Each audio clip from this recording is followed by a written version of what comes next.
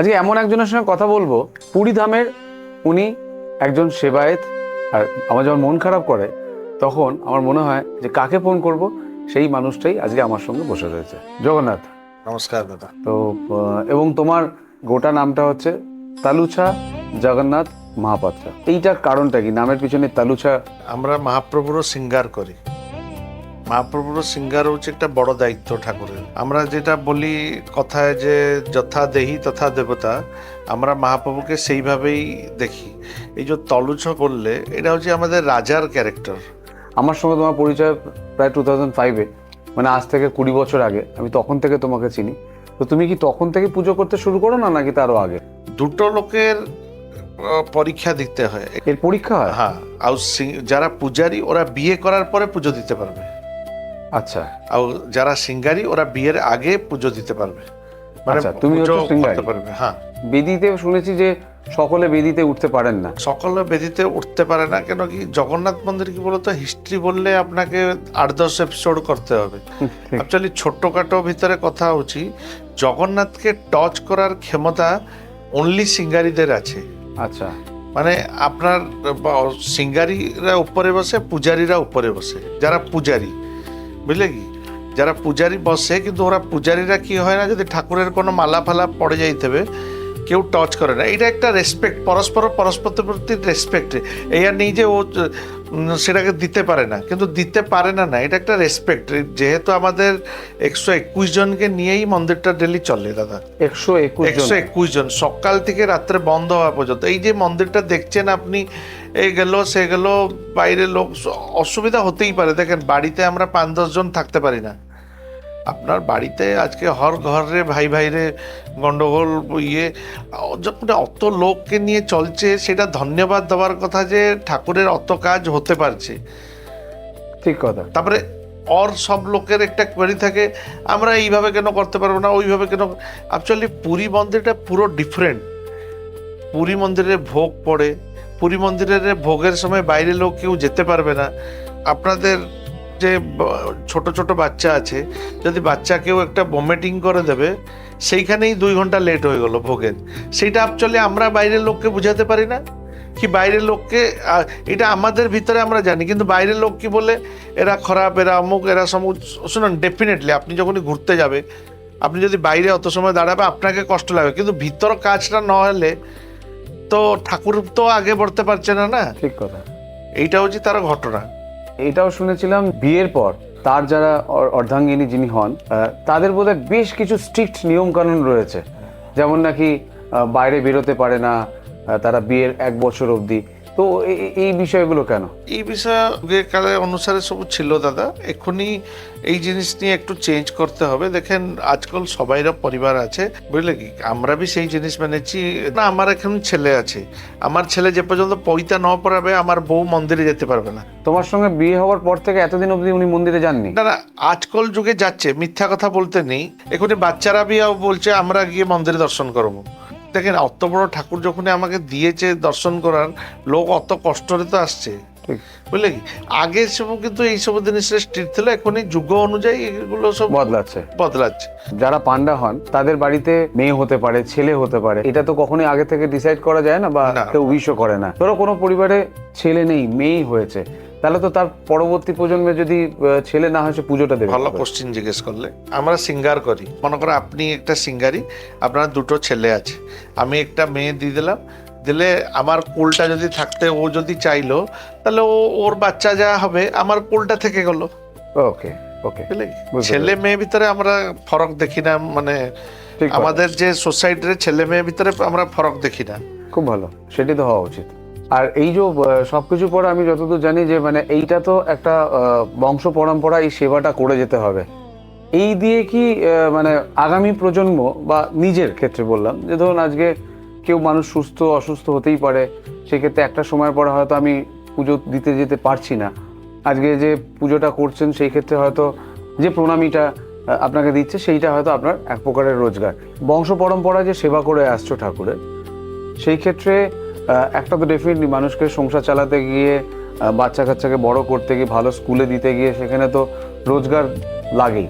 আমি যদি ভুল না হই, 2004 সালে তোমরা নীলাদ্রি মানে হোটেল নীলাদ্রি বিজনেসটা স্টার্ট করলে, তারপরে পরবর্তীকালে নীলাদ্রি প্রিমিয়াম এবং ব্লু লিলি, এই সব মিলিয়ে তোমরা হোটেল বিজনেসে আসলে, এবং আমার যতদূর মনে হয় যে তোমরা নেক্সট প্রজন্ম, মানে তোমাকে দিয়ে যে প্রজন্মটা শুরু হলো, সেই প্রজন্ম তোমরা এই বিজনেসটাকেও অ্যাডপ্ট করলে, এবং পুজোর যে সেবা, সেই সেবাটাও তোমরা কন্টিনিউ করে যাচ্ছ।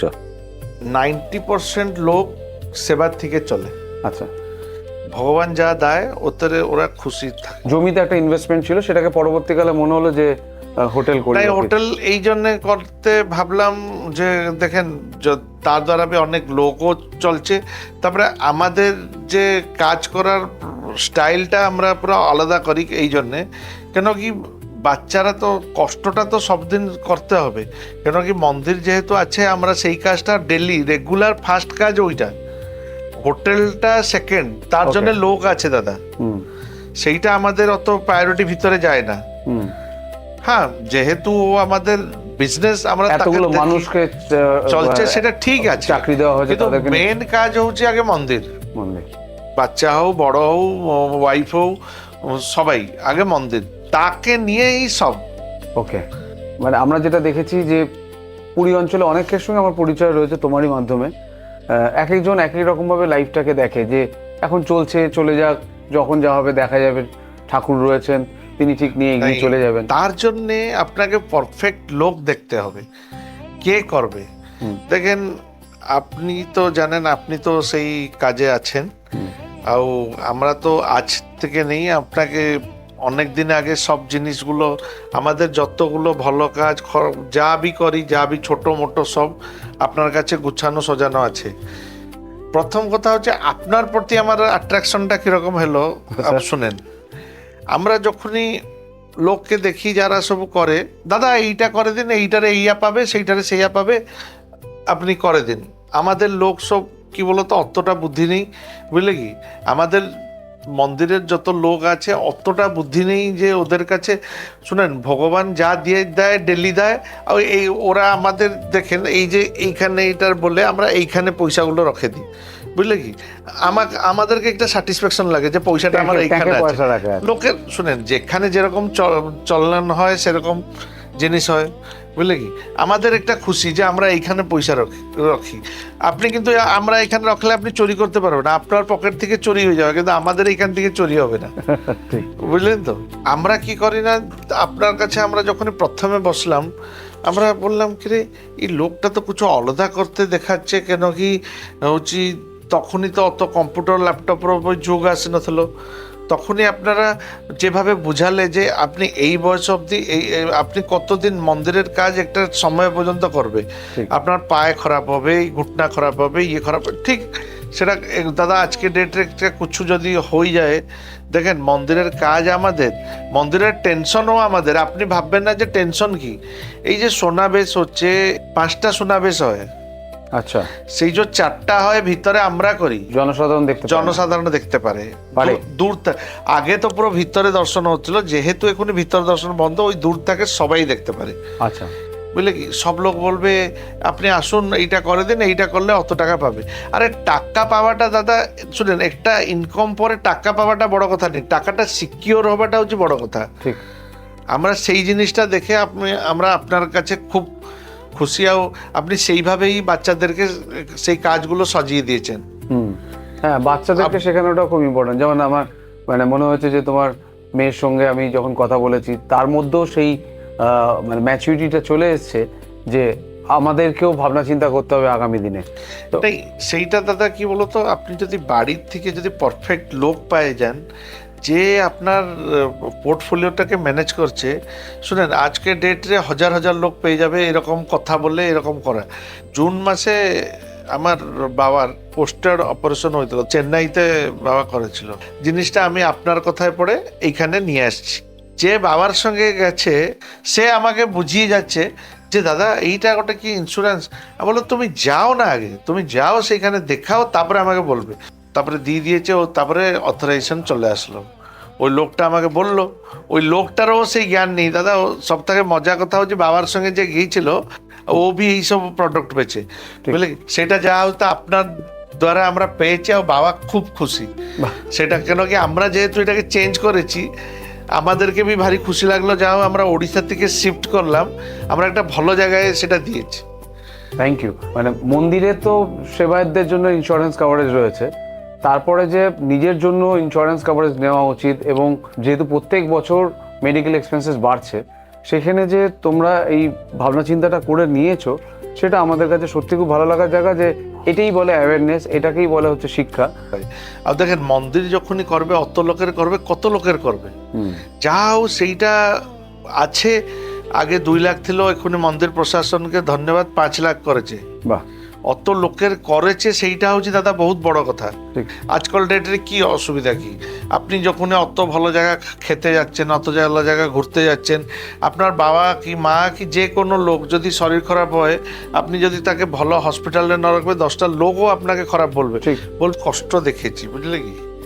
সেই জন্য কি বলতো, আমাদের যে বাবা মা হোক কি আমাদের পরিবার হোক, ওরা সেই কষ্টটা ন পাও প্রথমে, কিন্তু আমরা সেই কষ্টটা বাড়ির লোককে কেন দেবো? যদি আমাদের কাছে আপনার মতন লোক আছে একজন, আপনি আমাকে ভালো গাইড করেন যে জগন্নাথ এইরকম করলে আমরা আগিয়ে যাব। ঠিক। আমরা যদি সেইটা যদি ন শুনবো, লোকের একটা অসুবিধা আছে দাদা, জানেন তো, আপনি যাকে বলবে ওরা বলবে ওরা বেশি বলছে। যখন অসুবিধায় পড়বে লোক, ফটাফট ফোন করতে যাবে যে, কিন্তু লোক বুঝে না যে ইন্স্যুরেন্সটা বাড় হয়ে গেলে কি হয়। এটাকেই বলে হচ্ছে অ্যাওয়ারনেস, এটাকেই বলে হচ্ছে কোনো জিনিসের প্রতি ডিসিপ্লিন হওয়া। Thank you so much Jagannath. নমস্কার। জয় জগন্নাথ। আজকের এই একদম ভিন্ন রকমের যে আলোচনাটা আপনারা শুনলেন, জগন্নাথ দেবের বিভিন্ন রীতি আচার জানার সঙ্গে সঙ্গে একজন সেবায়েতের ফাইন্যান্সিয়াল প্ল্যানিং কিরকম হওয়া উচিত, এই সব মিলেমিশে একটা আলোচনা হলো। কেমন লাগলো জানাবেন আপনারা। ভালো থাকবেন, সুস্থ থাকবেন।